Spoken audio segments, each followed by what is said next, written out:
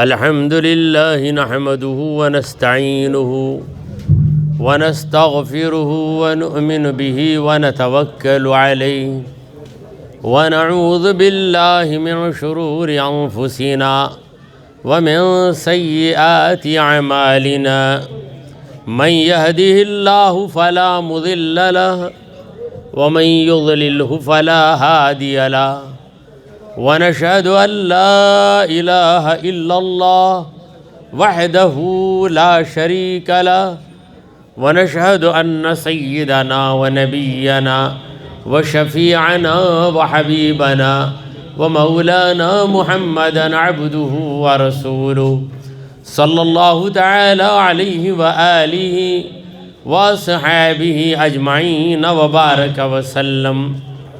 أما بعد فأعوذ بالله من الشيطان الرجيم. بسم الله الرحمن الرحيم. ألا إن أولياء الله لا خوف عليهم ولا هم يحزنون. صدق الله مولانا العظيم. محترم المقام درگاہ شریف کے متولی صاحب اور درگاہ سے متصل مسجد کے امام و خطیب صاحب اور مجھ سے پیشتر آمری کلام سنانے والے جناب صادق صاحب، دیگر حاضرین، خواتین، عزیز بچوں، السلام علیکم ورحمۃ اللہ وبرکاتہ. اللہ تبارک و تعالیٰ کی ہم پر بڑی مہربانی ہے کہ اس نے ہم کو نبی کریم رؤوف و رحیم صلی اللہ تعالیٰ علیہ وآلہ وسلم کی بابرکت امت میں پیدا فرمایا. آج کی یہ محفل اللہ کے ایک برگزیدہ بندے، مقبول بندے حضرت فقیر بخش مولا رحمۃ اللہ علیہ کے عرس کی محفل ہے. اولیاء کرام اللہ کے پیارے ہیں. جب وہ اللہ کے پیارے ہیں تو ہمارے بھی پیارے ہیں. شیطان اللہ کا دشمن ہے، ہمارا دشمن. فرعون اللہ کا دشمن، ہمارا دشمن. قارون اللہ کا دشمن، ہمارا دشمن. اور جو اللہ کا دوست وہ ہمارا بھی دوست ہے، کیونکہ محبت کا قاعدہ ہے کہ جس سے محبت ہو جاتی ہے، جو ہمارا محبوب ہو جاتا ہے، اس کا دوست ہمارا دوست ہوتا ہے اور اس کا دشمن ہمارا دشمن ہوتا ہے. ہم اہل سنت والجماعت تمام اولیاء سے محبت کرتے ہیں، تمام اولیاء کی تعظیم کرتے ہیں. اولیاء کرام کی تعظیم اور ان سے محبت کرنے کی بنیادی وجہ یہی ہے کہ وہ اللہ کے پیارے ہیں، اللہ کے دوست ہیں. حضرات محترم، دنیا کے اندر مختلف مقامات پر اولیاء کرام کے مزارات ہوتے ہیں. جہاں کسی ولی کی خبر ہوتی ہے اسے ہم مزار کہتے ہیں. اب مزار کا معنی کیا ہے؟ لفظ مزار زیارت سے بنا ہے. زیارت کرنے کی جگہ کو مزار کہتے ہیں. تو ولی کی خبر کے پاس سے گزرو اور زیارت کے بغیر نکل جاؤ تو یہ بہت بڑی محرومی، بہت بڑی بد نصیبی ہے. کیونکہ اگر کسی ایسے مقام پر تم پہنچے، وہاں تمہیں خزانہ مل رہا ہے، مگر تم اس خزانے کو لیے بغیر جا رہے ہو تو اس خزانے سے تم محروم ہو جاؤ گے۔ اسی طرح اللہ کے اولیاء کے جو مزارات ہوتے ہیں وہ رحمت کے خزینے ہوتے ہیں۔ ہمارے امام غزالی رحمۃ اللہ علیہ بہت ہی بلند پایا عالم، اور ان کی تحقیقات بڑی اعلیٰ ہیں، اور ان کی مشہور کتاب ہے احیاء علوم دین، احیاء علوم الدین ان کی کتاب ہے۔ اس میں وہ زیارت قبور کے بارے میں لکھتے ہیں کہ زیارت قبور المسلمین مستحبۃ للاعتبار، یعنی مسلمانوں کی قبروں کی زیارت یہ ایک اچھا عمل ہے، اور اس کا فائدہ یہ ہے کہ ہمیں عبرت حاصل ہوتی ہے۔ قبرستان جاؤ، وہاں قبروں کو دیکھو تو تمہیں عبرت حاصل ہوگی۔ یہ عبرت کیا ہے؟ عبرت کا معنی ہے سبق۔ تمہیں سبق ملے گا کہ جو دنیا میں بڑے ناز و نعم کے ساتھ تھا، جو دنیا میں بڑے فخر و غرور کے ساتھ تھا، جس کی بڑی بڑی عمارتیں تھیں، آج وہ زمین کے اندر سو رہا ہے۔ آج یہ سو رہا ہے تو کل تم کو بھی ادھر ہی آنا پڑے گا، ادھر ہی سونا پڑے گا۔ یہ سبق ہمیں ملتا ہے جب ہم قبرستان جاتے ہیں۔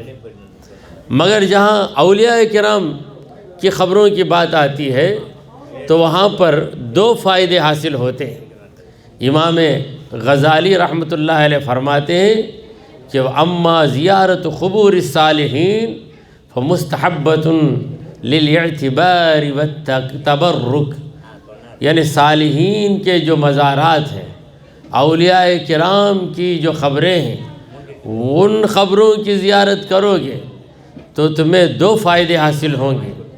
پہلا فائدہ عبرت، یہ تو ہر جگہ تمہیں حاصل ہوتی ہے، اور دوسرا فائدہ برکت، عبرت بھی حاصل ہوگی، برکت بھی حاصل ہوگی۔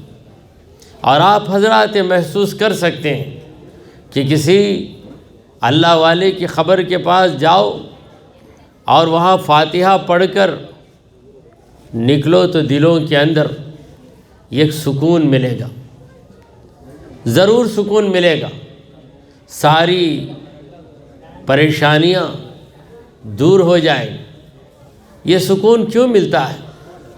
اس لیے ملتا ہے کہ ایک ولی کی پوری زندگی اللہ تبارک و تعالیٰ کی یاد میں گزرتی۔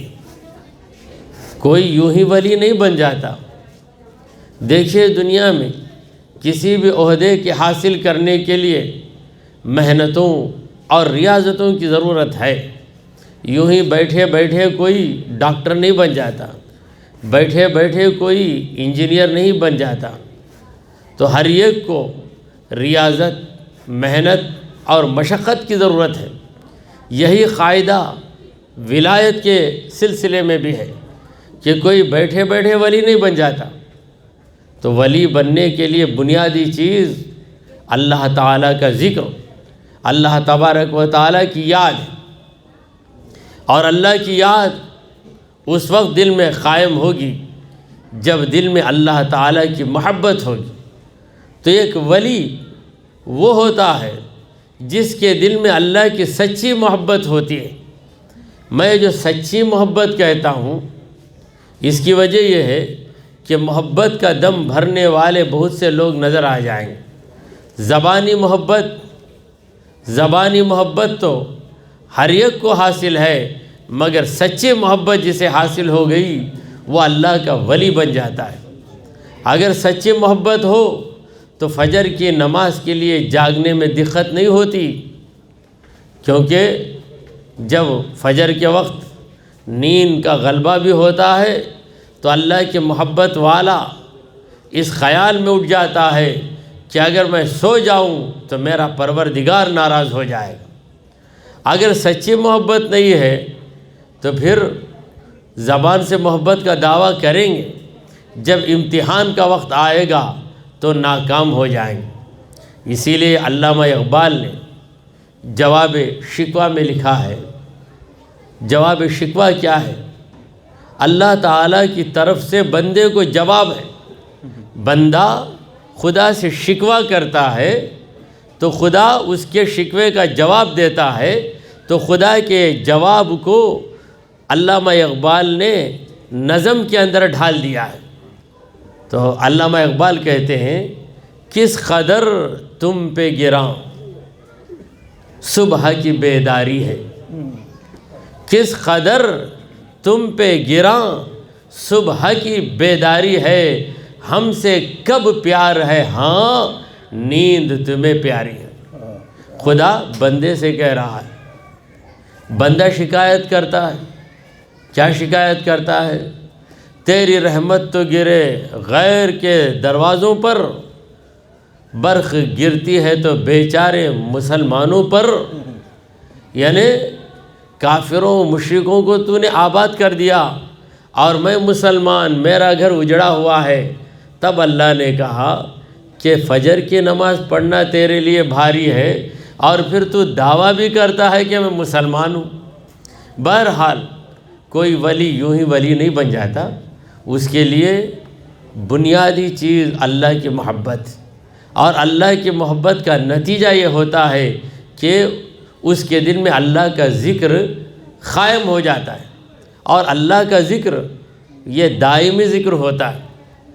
وَهُمْ عَلَىٰ صَلَاتِهِمْ دَائِمُونَ، قرآن مجید میں اللہ کہتا ہے وَهُمْ عَلَىٰ صَلَاتِهِمْ دَائِمُونَ، اللہ کے نیک بندے اپنی نمازوں میں دائم رہتے ہیں۔ دائم کا مطلب کیا ہے؟ لگاتار نماز میں رہنا، کوئی وقفہ نماز کے بغیر نہ گزرنا۔ یہ جو نماز ہے جس میں رکوع، قیام، سجدہ، اس نماز کے لیے پابندی ہے، یہ دائمی طور پہ نہیں ہو سکتی۔ اگر آپ طلوع آفتاب کے وقت نماز پڑھنا چاہیں گے تو نہیں پڑھ سکتے، غروب آفتاب کے وقت نماز پڑھنا چاہیں گے تو نہیں پڑھ سکتے، اگر آپ جنابت کی حالت میں ہیں تو نماز نہیں پڑھ سکتے، کسی کو حدث ہو گیا، وضو کی ضرورت ہے، نماز نہیں پڑھ سکتا۔ یہ ساری چیزیں ہیں، مگر یہ جو نماز ہے وہ اللہ تعالیٰ کا ذکر ہے۔ جیسا کہ ابھی ہمارے سید صادق صاحب نے یہ کلام سنایا، یہ کلام ہمارے پیر و مرشد حضرت علامہ عامر کلیمی شاہ علیہ الرحمہ کا کلام ہے۔ تیرا ساتھ رہنا میرا وضو، تیری یاد میری نماز ہے۔ تیرا ساتھ رہنا میرا وضو، تیری یاد میری نماز ہے، نہ رہوں گا میں کبھی بے وضو، نہ قضائے میری نماز ہے۔ کیونکہ یہ جو نماز ہے جس میں پابندی ہے، وضو کی پابندی، غسل کی پابندی، سمت قبلہ کی پابندی، اور اس نماز میں آپ کسی سے بات نہیں کر سکتے، کچھ کھا نہیں سکتے، ادھر ادھر دیکھ نہیں سکتے، یہ نماز تو وقت کی نماز ہے۔ اسی لیے اللہ نے اس نماز کے بارے میں کہا کہ ان الصلاۃ کانت علی المؤمنین کتابا موقوتا، یہ نماز مومنوں پر وقتوں پہ فرض کر دی گئی ہے۔ مگر دوسری نماز کا اللہ نے ذکر کیا وَهُمْ عَلَىٰ صَلَاتِهِمْ دَائِمُونَ، وہ اپنی نماز میں دوام رکھتے ہیں۔ دوام کا معنی کیا ہے؟ لگاتار، جس میں بریک نہ ہو، جس میں انٹرول نہ ہو، جس میں وقفہ نہ ہو، جس میں رکاوٹ نہ ہو، تو وہ نماز اللہ تعالیٰ کا ذکر ہے۔ اور اللہ تعالیٰ کا ذکر ایسی چیز ہے جس کی بدولت اطمینان نصیب ہوتا ہے۔ اطمینان، دل کا سکون، دل کا آرام۔ جسم کو تو آرام مل جاتا ہے، مگر دل کو آرام کب ملے گا؟ پروردگار عالم نے کہا الا بذکر اللہ تطمئن القلوب، یاد رکھو دلوں کو سکون اللہ کے ذکر سے ملتا ہے۔ اللہ کا ذکر جس کے دل میں نقش ہو جاتا ہے، اس دل میں سکون ہی سکون ہے، اس دل میں چین ہی چین ہے۔ وہ دل کبھی بے قرار نہیں ہوتا، وہ دل کبھی تڑپتا نہیں، کیونکہ دل کو بے چینی کب ہوتی ہے، بے قراری کب ہوتی ہے؟ جب دل میں دنیا کی طلب پیدا ہو جاتی ہے، جب دل میں اللہ کی یاد قائم ہو جائے تو پھر ایسے انسان کو نہ دنیا کی فکر ہوتی ہے نہ دولت کی فکر ہوتی ہے، بس اسے یہی خیال رہتا ہے کہ میرا پروردگار مجھ سے راضی رہے۔ اسی لیے پروردگار عالم نے جب اپنے اولیاء کا ذکر کیا تو اولیاء کرام کی 2 صفتوں کو بطور خاص پیش کیا، فرمایا کہ لا خوف علیہم، ان کے دلوں میں کوئی خوف نہیں ہوتا، ولا هم یحزنون، اور ان کے دلوں میں کوئی غم بھی نہیں ہوتا۔ جب خوف ہے کسی کے دل میں تو اس کا مطلب یہ ہے کہ اس کے دل میں اطمینان نہیں ہے۔ اگر غم ہے کسی کے دل میں تو اس کا مطلب یہی ہوا کہ اس کے دل میں اطمینان نہیں ہے۔ تو اطمینان ہونا تو 2 چیزیں نکل جانا، خوف بھی نکل جانا اور غم بھی نکل جانا۔ تو اولیاء کرام کے دلوں سے یہ دونوں باتیں نکل جاتی ہیں، وہ مطمئن رہ کر زندگی گزارتے ہیں۔ تو ایسی مبارک زندگی گزار کر جب وہ دنیا سے رخصت ہوتے ہیں، برزخی زندگی میں پہنچ جاتے ہیں، تو ان کی خبر تیار ہو جاتی ہے۔ بظاہر یہ خبر ہے لیکن بباطن یہ روضہ ہے۔ روضہ کا مطلب کیا ہے؟ باغ۔ یہ ایک روزہ ہوتا ہے رمضان کا روزہ، وہ ہے رے واو زے ہے روزہ، لیکن میں جس روزے کی بات کر رہا ہوں وہ روضتن، را واو ضاد، جس کا معنی ہے باغ۔ رسول گرامی وقار صلی اللہ تعالی علیہ وآلہ وسلم نے فرمایا کہ القبر روضۃ من ریاض الجنان، یہ خبر جنتوں کے باغوں میں کا ایک باغ ہے۔ بظاہر تمہیں خبر نظر آتی ہے، یہ بظاہر تربت ہے مگر اندر جنت ہے۔ تو کسی ولی کے مزار پہ آپ جاتے ہیں تو آپ جنت کے باغ کو جا رہے ہیں، جنت کے باغ کے پاس آپ کھڑے ہوئے اور ہر چیز میں اثر ہوتا ہے۔ جب وہ اثر مضبوط ہوتا ہے تو وہ اثر آپ کے اندر بھی سرایت کر جاتا ہے۔ آپ اگر باغ میں چلے جائیں جہاں خوشبو والے پھول رہیں تو اس کا اثر یہ ہوتا ہے کہ آپ باغ سے نکلیں گے تو آپ کے کپڑوں میں بھی خوشبو رہے گی، آپ کے بدن میں بھی خوشبو رہے گی۔ کسی ایسے باغ میں چلے جائیے جہاں آم کے درخت لگے ہوئے، پکے ہوئے آم ہیں، خوشبو والے آم ہیں، وہاں سے آپ نکلیں گے تو آپ عام آدمی نہیں خاص آدمی بن کر نکل جائیں گے، کیونکہ آپ کے بدن، آپ کے کپڑوں میں آم کی خوشبو مہکے گی، کیونکہ آم کی خوشبو میں وہ اثر ہے جس نے آپ پہ اثر کر دیا ہے۔ تو اللہ والے کے مزار پہ آپ جائیں گے تو اللہ والے کے اندر جو اثر ہے وہ اثر ذکر کا اثر ہے، اطمینان انہیں حاصل ہے۔ وہ اطمینان کا اثر آپ پر ہوگا تو آپ کو بھی اطمینان ہو جائے گا۔ مسلمان تو مسلمان ہے ہی، کتنے غیر مسلموں کو ہم نے سنا ہے کہ وہ کہتے ہیں کہ جب پریشانی آ جاتی ہے تو میں درگاہ کو چلے جاتا ہوں، کچھ دیر بیٹھ کے نکلتا ہوں تو میرے دل کو سکون مل جاتا ہے، جسے یہ لوگ نمدی کہتے ہیں، سکون، اور ایک راحت محسوس کرتے ہیں۔ وہ تو ہے بے ایمان، یہ جو مشرک گیا اسے ایمان نہیں ہے، مگر اللہ والے کے اندر جو ایمانی طاقت ہے، جو ایمانی اثر ہے، اس اثر کی وجہ سے اس کھوکھلے کے اندر بھی اطمینان آ گئے۔ تو اولیاء کرام کے مزارات پہ ہم جاتے ہیں تو امام غزالی رحمۃ اللہ علیہ فرماتے ہیں کہ تمہیں دونوں چیزیں یہاں حاصل ہوتی ہیں۔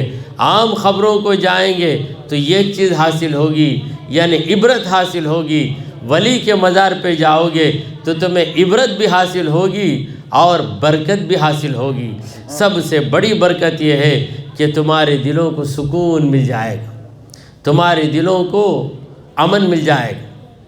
گھبراہٹ، دنیا کی تو گھبراہٹ ہی ہے، محشر کے دن بھی گھبراہٹ ہے، مگر جو اللہ کے مقبول بنتے ہیں ان کے بارے میں اللہ فرماتے ہیں وَهُم مِّن فَزْعٍ يَوْمَئِذٍ آمِنُونَ، وہ لوگ قیامت کے دن بھی گھبراہٹ سے محفوظ رہیں گے۔ فزع، فزعین، فزع کا معنی ہے گھبراہٹ، پریشانی، اور آمنون کا معنی ہے امن والا، سکون والا۔ تو اللہ والوں کو دنیا میں بھی سکون اور آخرت میں بھی سکون ہے۔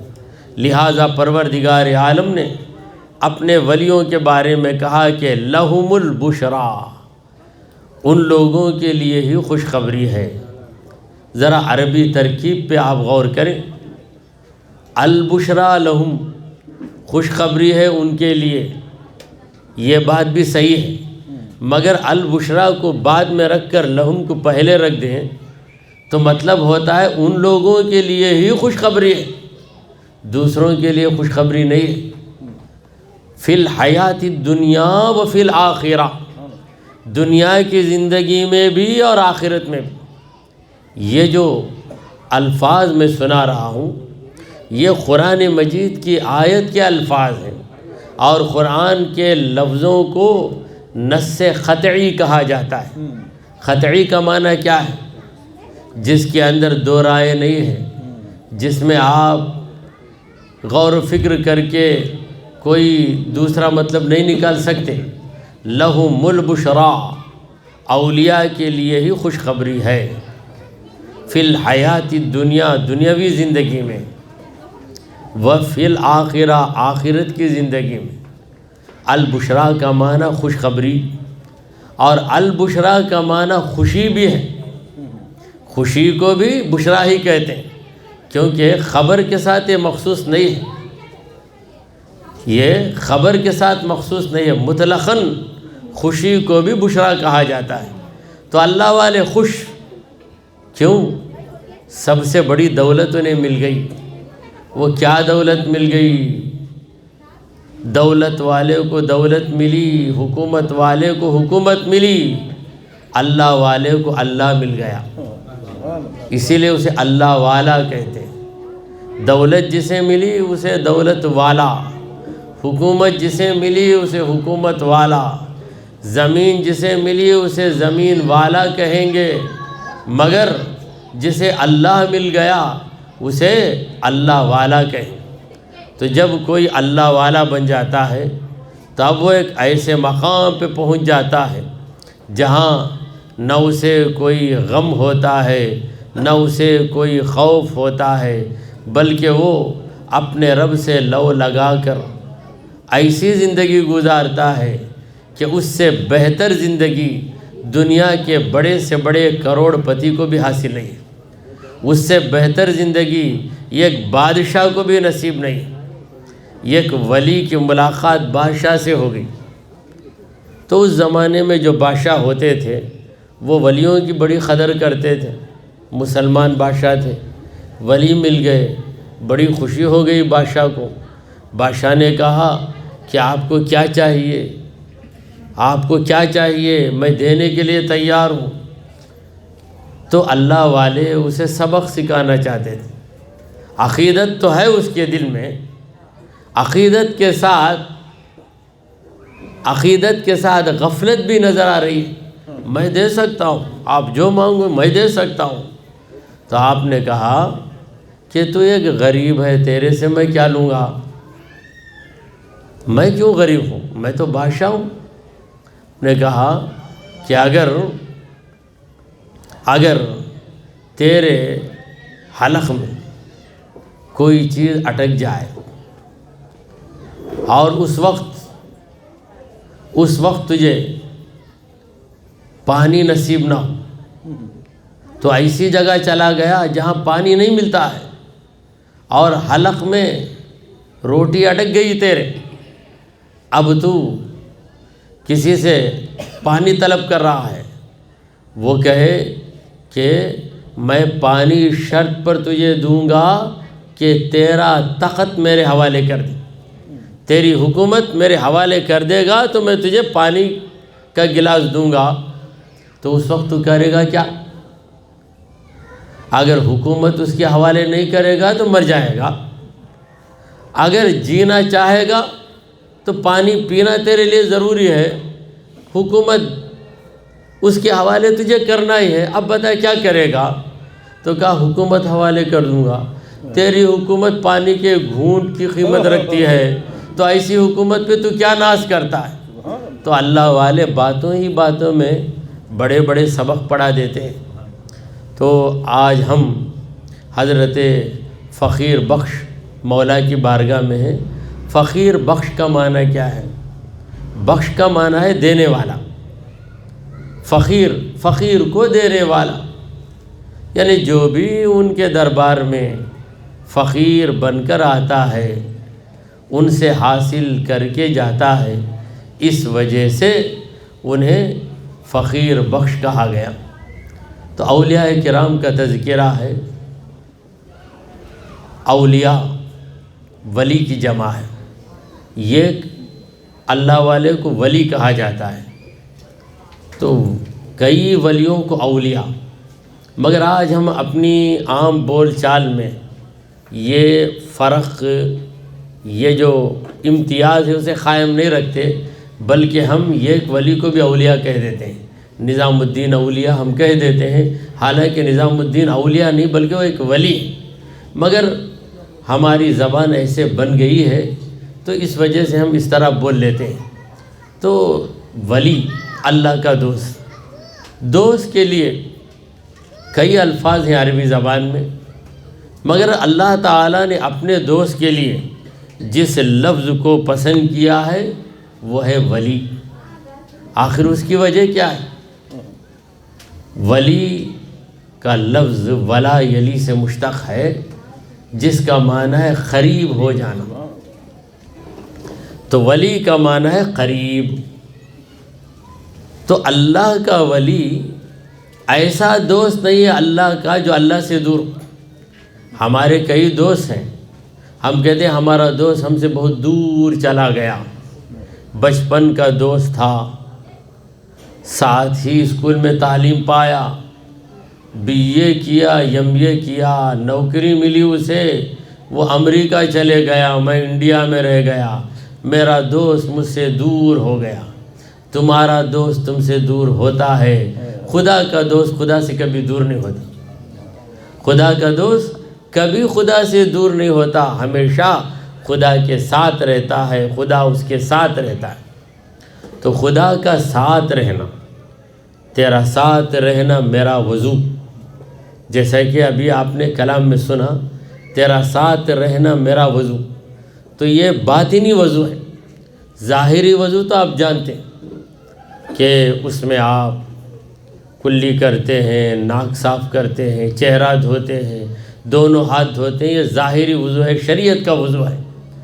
باطنی وضو، طریقت کا وضو، ہمیشہ اس خیال میں رہنا کہ میرا رب میرے ساتھ ہے، تو آپ باوضو ہیں۔ یہ خیال ہٹا تو آپ کا وضو گیا۔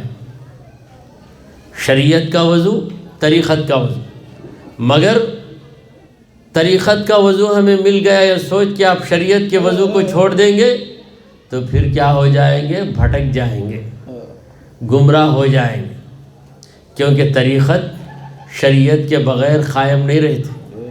حضرت خواجہ بندہ نواز گیس دراز رحمۃ اللہ علیہ اپنے مکتوبات میں لکھتے ہیں کہ طریقت بے شریعت وجود نمی دارد، یعنی کوئی طریقت جو شریعت کے بغیر ہو، ایسی کوئی طریقت ہی نہیں ہے، ایسی کوئی طریقت ہی نہیں ہے۔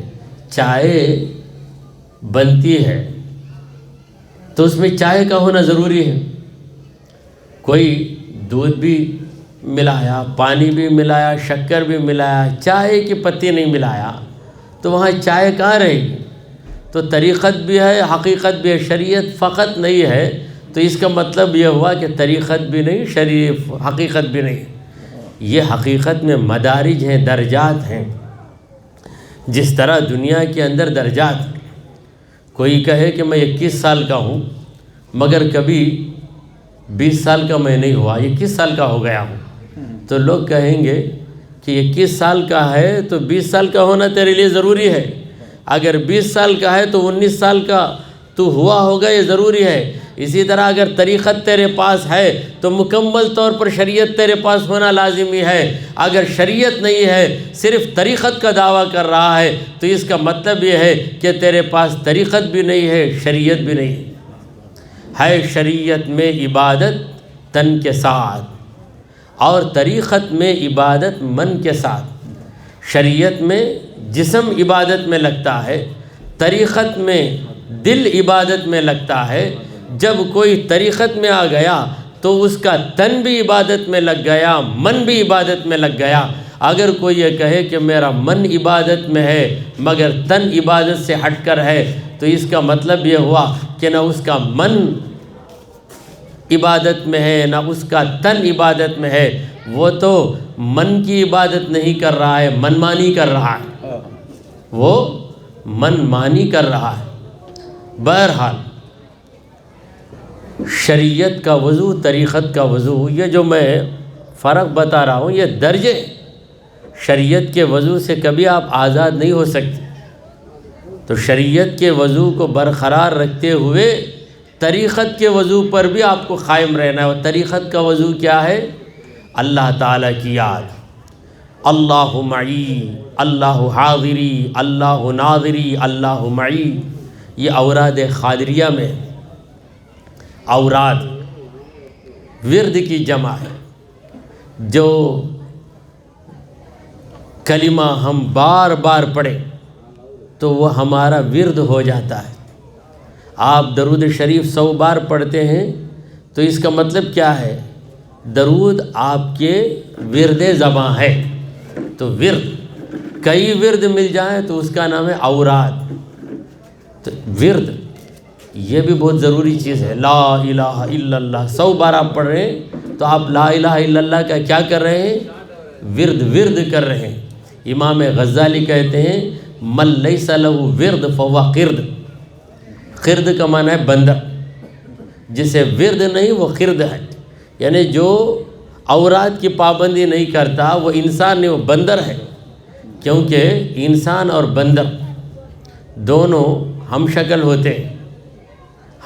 ہوتے ہیں مگر انسان کی عقل الگ ہے، بندر کی عقل الگ ہے.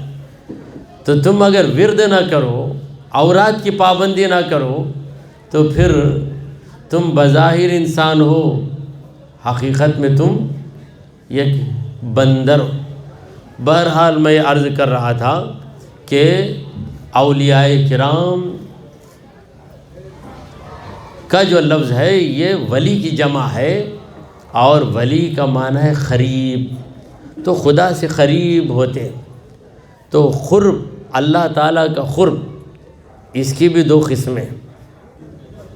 یہ عمومی قرب ہے اور دوسرا خصوصی قرب ہے.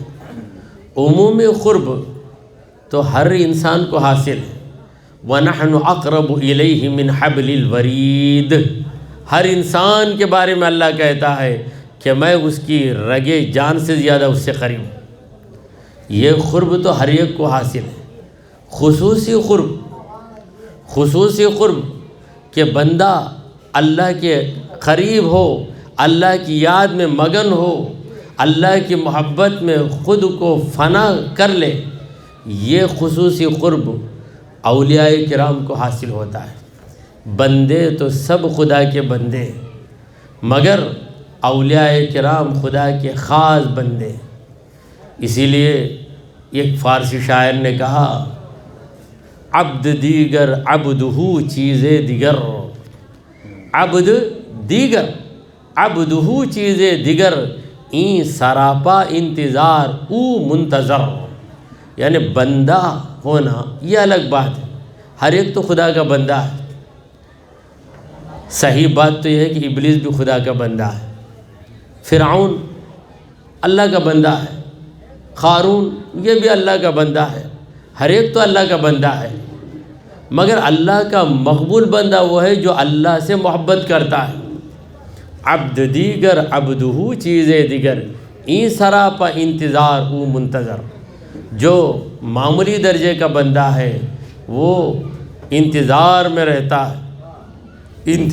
رہتا ہے کہ خدا اسے نواز دے، مگر جو خدا کا مقبول بندہ ہوتا ہے خدا اس پہ اپنے کرم کو نچھاور کرتا ہے۔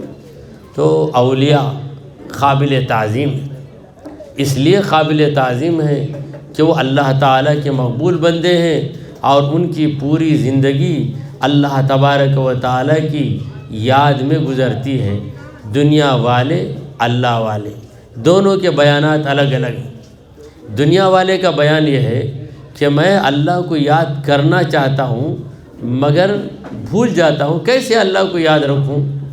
اللہ والے کا بیان یہ ہے کہ کوئی اللہ کو بھول جائے، ایسا بھی ہو سکتا ہے کیا؟ ہو سکتا ہے کیا؟ کیونکہ جن آنکھوں سے تو دیکھ رہا ہے وہ اللہ کی دی ہوئی آنکھیں، اللہ کی دی ہوئی آنکھوں سے دیکھ رہا ہے، اللہ کو بھول رہا ہے۔ کسی نے آپ کو پیسے دے دیے، کہا کہ پیسہ لے جاؤ، آپ بھوکے ہیں، یہ پیسہ لے جاؤ، 500 روپے ہوٹل میں کھاؤ۔ آپ ہوٹل میں بیٹھ کر کھا رہے ہیں تو جس نے آپ کو پیسہ دیا اسے آپ یاد کریں گے یا یاد نہیں کریں گے؟ ضرور یاد کریں گے۔ تو اللہ تعالیٰ نے آپ کو آنکھیں دی ہیں، اس کی دی ہوئی آنکھوں سے آپ دیکھ رہے ہیں مگر اس کو یاد نہیں کرتے۔ اس کی دی گئی زبان سے آپ بات کر رہے ہیں، اسے یاد نہیں کرتے۔ اس کے دیے ہوئے پیروں سے آپ چل رہے ہیں مگر اسے یاد نہیں کر رہے ہیں۔ اس کے دیے ہوئے ہاتھوں سے دنیا بھر کے کام کر رہے ہیں، اسے یاد نہیں کر رہے ہیں۔ صحیح بات تو یہ ہے کہ آپ کے ہاتھ کی ایک انگلی اللہ تعالیٰ کی نعمت کی آپ کو یاد دلا رہی ہے۔ اس کا کرم ہٹ جائے تو انگلی کی حرکت بند ہو جائے گی، آپ انگلی کو بند نہیں کر سکتے۔ انگلی بند ہو گئی تو اس انگلی کو کھول نہیں سکتے۔ تو اللہ والے کہتے ہیں خدا کو بھول جانا یہ کیسے ممکن ہے؟ دنیا والے کہتے ہیں ہم خدا کو کیسے یاد کریں؟ حصول برکت کے لیے وقت تو ہو گیا الحمدللہ، 10 سے اوپر ہم چلے گئے۔ حصول برکت کے لیے سلطان الاولیاء یعنی ولیوں کے جو سردار ہیں، ہمارے غوث العظم دستگیر جیلانی محبوب سبحانی رضی اللہ تعالیٰ عنہ، غوث پاک کا ایک شعر سنا کر میں اپنی بات کو ختم کرتا ہوں۔ میں یہ شعر سناؤں گا غوث پاک کا تو آپ حضرات تو خوش ہو جائیں گے، اور میرا یقین کہتا ہے کہ جو بزرگ یہاں آرام کر رہے ہیں حضرت فقیر بخش مولا وہ بھی خوش ہو جائیں گے کہ یہ گنہگار سیاہکار میری بارگاہ میں آ کر میرے سردار کا شعر سنا رہا ہے، میرے سرکار کا شعر سنا رہا ہے۔ تو وہ شعر کیا ہے؟ حضرت غوث پاک رضی اللہ تعالیٰ عنہ فرماتے ہیں ندارم گرچہ آن دیدہ کہ بینم در جمالے تو۔ فارسی زبان ہے اور ہمارے غوث پاک کی مادری زبان فارسی ہے۔ آپ بغداد آئے تو وہاں پر آپ عربی میں بات کرنے لگے، مگر آپ آئے کہاں سے؟ گیلان سے، اور گیلان ایران کا قصبہ ہے، وہاں کی زبان فارسی ہے۔ تو اس لیے غوث پاک کے اشعار عربی زبان میں بھی ہیں، فارسی زبان میں بھی ہیں، دونوں زبانوں میں۔ ندارم گرچہ آن دیدہ کہ بینم در جمالے تو۔ کوئی یہ سوچ سکتا ہے کہ شعر کا مطلب اردو میں بتا دیں تو بس ہے، یہ فارسی میں بولنے کی کیا ضرورت ہے؟ دیکھیے غوث پاک کے لفظوں میں جو لذت ہے وہ لذت ہمارے ترجمے میں نہیں ہے، مگر کیا کریں، ترجمے کے بغیر بات سمجھ میں نہیں آ سکتی، اس لیے ترجمہ کرنا پڑتا ہے۔ میرے پاس وہ آنکھ نہیں ہے، ندارم گرچہ آن دیدہ، میرے پاس وہ دیدہ وہ آنکھ نہیں ہے کہ بینم در جمالے تو، کیا اے پروردگار تیرا جمال دیکھوں، تیرا جلوہ دیکھوں، تیرا حسن دیکھوں، تیرا درشن کروں، اس قابل میری آنکھ نہیں ہے، میری آنکھ میں وہ طاقت نہیں ہے۔